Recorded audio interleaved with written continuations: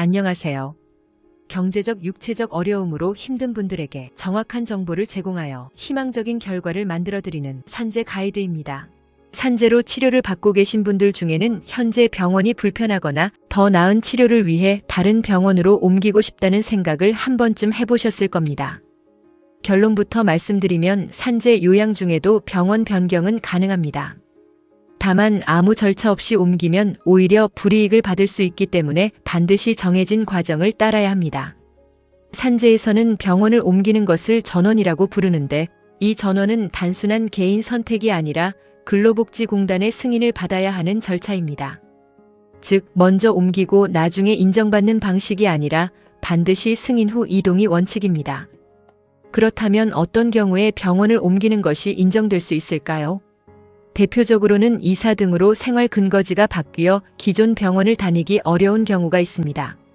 또한 현재 병원에서 필요한 치료를 받기 어렵거나 전문적인 장비나 의료진이 부족한 경우에도 전원이 인정될 가능성이 있습니다. 수술을 마친 후 재활이나 장기 요양을 위해 다른 병원으로 이동하는 경우 역시 정당한 사유에 해당할 수 있습니다. 반대로 단순히 병원이 마음에 들지 않는다거나 의사와의 관계가 불편하다는 이유만으로는 승인받기 어려운 경우가 많습니다. 이런 부분은 현실적으로 중요한 요소이긴 하지만 공단에서는 객관적인 치료 필요성을 더 중요하게 보기 때문입니다. 전원 절차는 생각보다 간단하지만 순서를 지키는 것이 핵심입니다. 먼저 의료기관 변경 요양 신청서를 작성해야 하고 현재 주치의의 소견서를 함께 제출해야 합니다. 이때 왜 병원을 옮겨야 하는지 구체적으로 작성하는 것이 중요합니다. 막연한 이유보다는 치료의 필요성이나 거리 문제 등을 명확하게 설명하는 것이 승인 가능성을 높입니다. 또한 옮기려는 병원이 산재 지정 의료기관인지, 본인의 상태를 치료할 수 있는 진료과가 있는지, 입원이 가능한지 등을 미리 확인해 두는 것이 좋습니다. 이런 부분을 사전에 점검하지 않으면 승인 이후에도 문제가 생길 수 있습니다. 공단 심사를 통해 승인이 나면 그때 병원을 옮기면 되고, 만약 불승인 처분을 받았다면 이의신청이나 행정소송을 통해 다시 다툴 수 있습니다.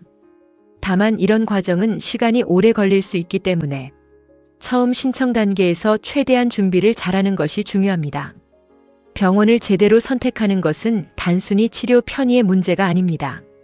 향후 장애급여를 받거나 민사상 손해배상을 진행할 때 치료 기록과 후유장애 진단이 중요한 근거가 되기 때문입니다.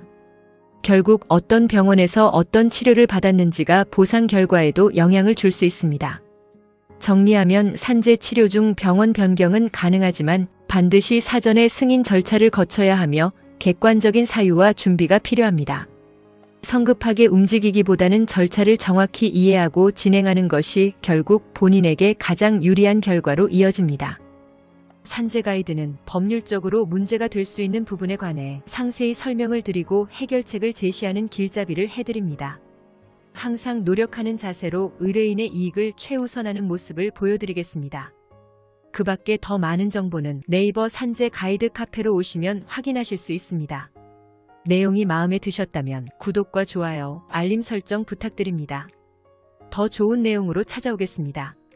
감사합니다.